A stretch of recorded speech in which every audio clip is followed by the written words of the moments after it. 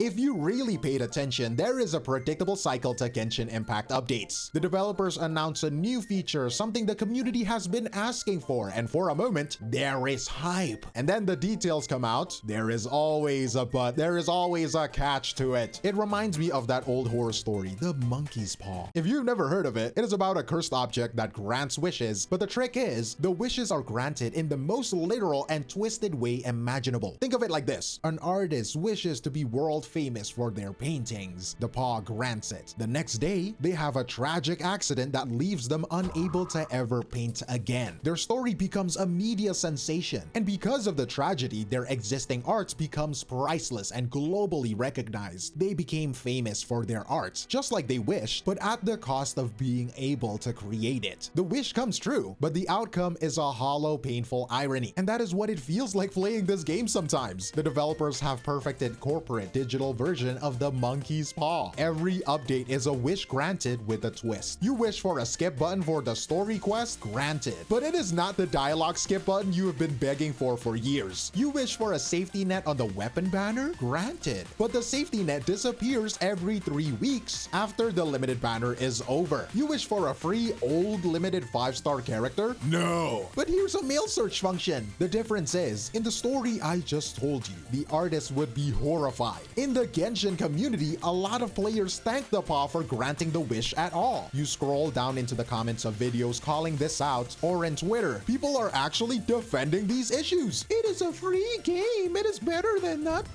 And you have to ask yourself, like, is it? Is better than nothing really the standard we should be accepting from a multi-billion-dollar game that is 5 years into its lifespan? It feels like a significant portion of the player base has been so conditioned to expect the bare minimum that they have learned to celebrate these twisted wishes. And that is what this video is about. We're going to deconstruct this pattern. This isn't just a series of mistakes. It is a core design philosophy. It is a calculated art of almost.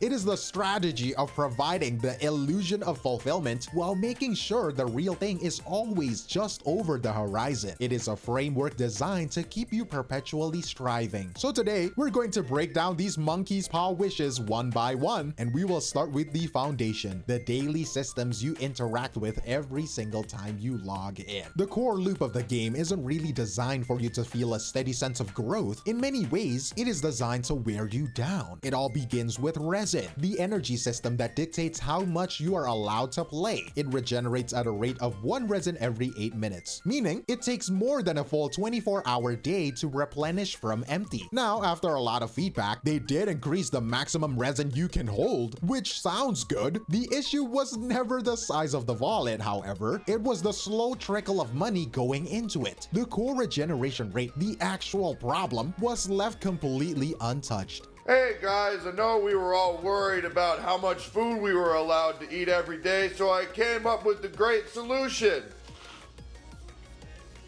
Bigger bowls! So now you can take your food and put it in a bigger bowl. You won't get any more food, but you know, the bowl's bigger. Good news is, well, the new rate up banner's coming up soon, so make sure to save up your money.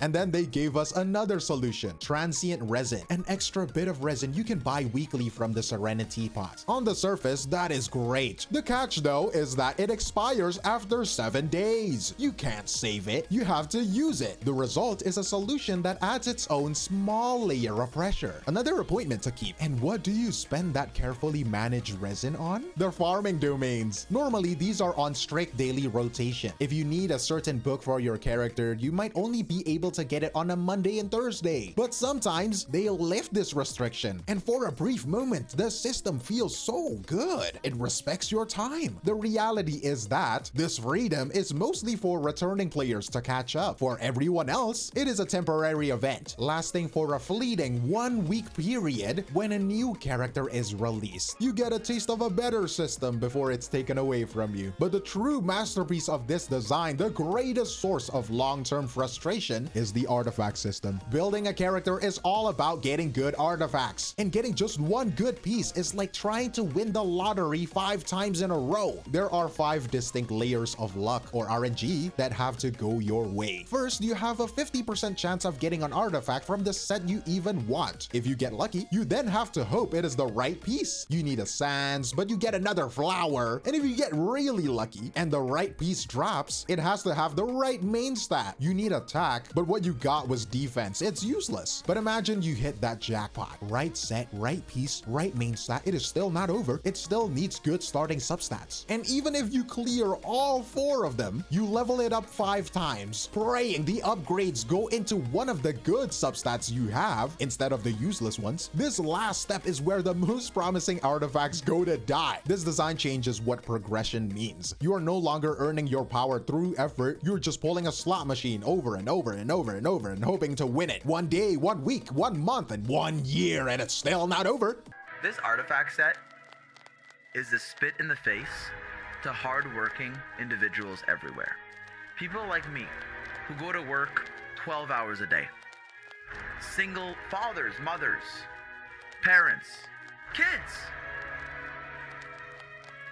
who want to just have an escape, right? I come home after a long day of work. I play my favorite game, Genshin Impact. What do I want to do? I want to relax. I want to build my characters.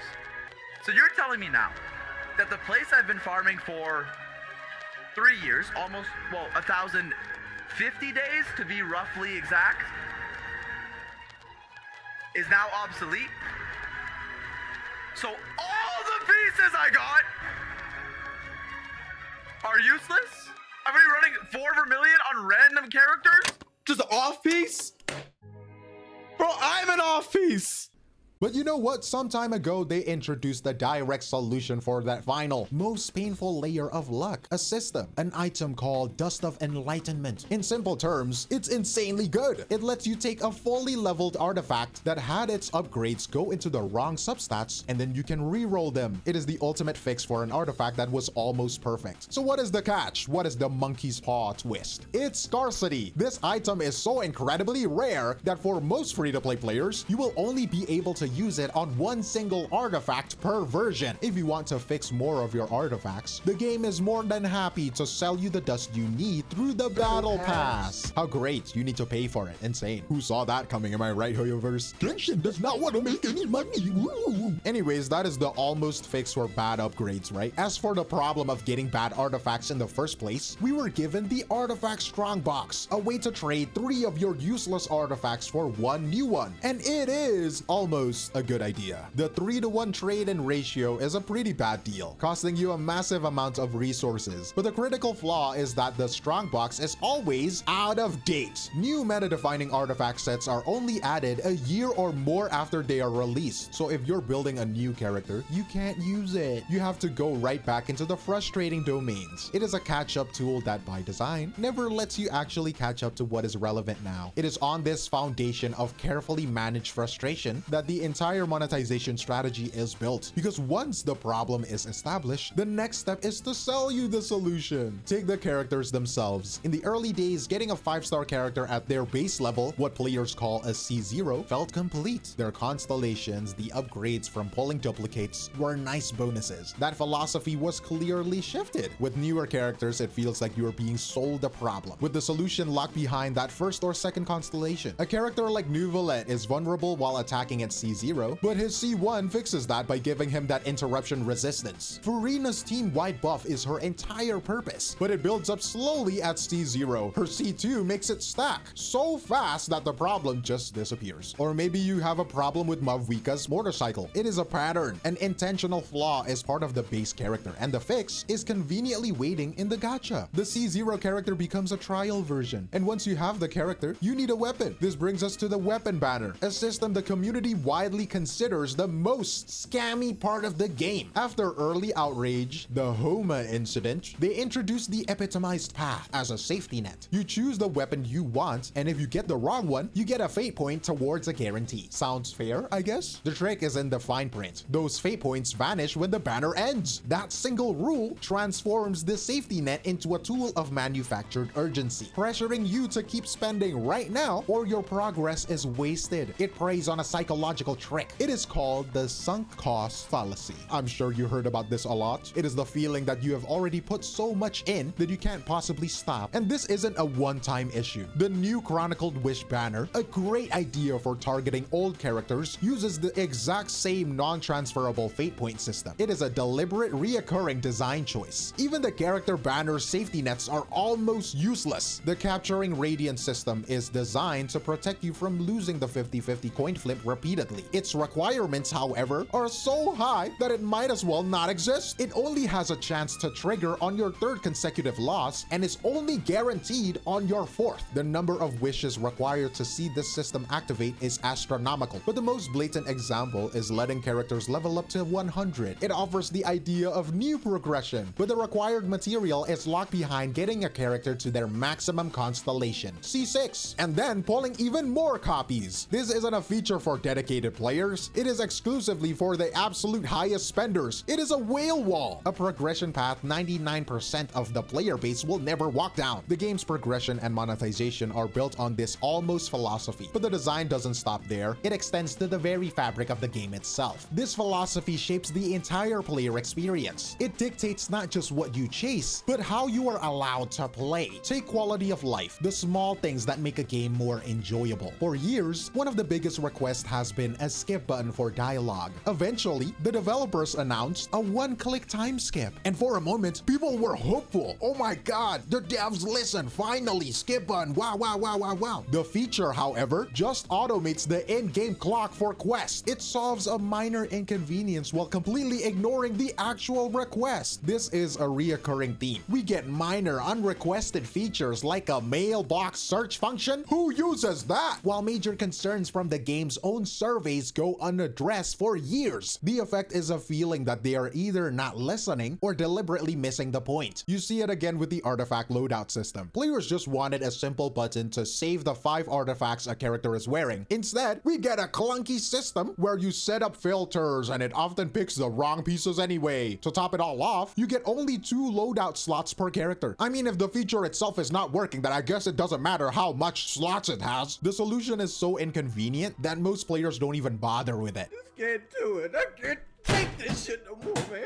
This approach extends to the world itself. New regions often have fun exploration mechanics, like the Night Soul in Natlan. The problem is, these abilities are region locked. They are temporary gimmicks that disappear the moment you leave. Meanwhile, the universal exploration improvements like faster running or grappling are often pay-gated, tied to owning specific 5-star characters. Temporary fun is free, but permanent freedom of movement is something you pay for. And then there is the endgame. For years, a persistent complaint has been the lack of repeatable content. The developers' official reasoning is that they want to avoid creating excessive anxiety. Now a gacha game, a business model built on anxiety and fear of missing out, is worrying about causing anxiety with optional content. The justification just doesn't really hold up. Their almost solution, their new endgame mode, Stygian Onslaught, yet it's so restrictive and demanding that it only caters to a tiny fraction of the hardcore players, failing to solve the problem for the vast majority. Finally, there is the cost of taking a break. The game leverages FOMO, limited time events containing critical story moments and powerful exclusive weapons like the Festering Desire or the Cinnabar Spindle. If you weren't playing during that specific 3-week window, you can never get them. It is a system designed to punish players for leaving, forcing a constant low-grade pressure to log in every single day. From the menus you use, to the world you explore, to the content you play at the end, the boundaries are always there. So what does this mean in the long run? When you look at all of these examples together, it is clear they are not isolated flaws or mistakes. They are evidence of a single cohesive design philosophy, a strategy you could call the art of almost. It is the art of providing the illusion of fulfillment while carefully ensuring the real thing is always a little further away. It is a framework designed to keep players in a perpetual state of striving, always chasing that one last upgrade, that one last feature that will finally make the experience feel complete. And you have to be clear about one thing. This strategy is immensely successful. From a business perspective, it works incredibly well. It drives daily logins, fosters a massive community, and has generated billions of dollars. By keeping the perfect gear or the complete character just out of reach, it ensures there is always a reason to come back tomorrow. But the success is a double-edged sword. It comes at a significant cost, and that cost is player goodwill. Over time, this design cultivates a climate of cynicism, where every new feature is met with suspicion as players search for the inevitable catch. The very systems designed for retention are also the primary reasons people cite for burning out and quitting, which leads to the final thought. Genshin Impact has built an entire empire on this philosophy, but its foundation rests on a precarious balance between player loyalty and player exhaustion. And that is the open question for the future as more games enter the market. How long can that balance hold? And I have a question for you. This design has clearly been effective, but it comes at a cost. Looking at these examples, where do you draw the line between a challenging long-term goal and a deliberately frustrating system? Let me know your thoughts below, but that is all from me, 𝗖𝗍𝗆𝗆, and I will see you in the next one. Cheers!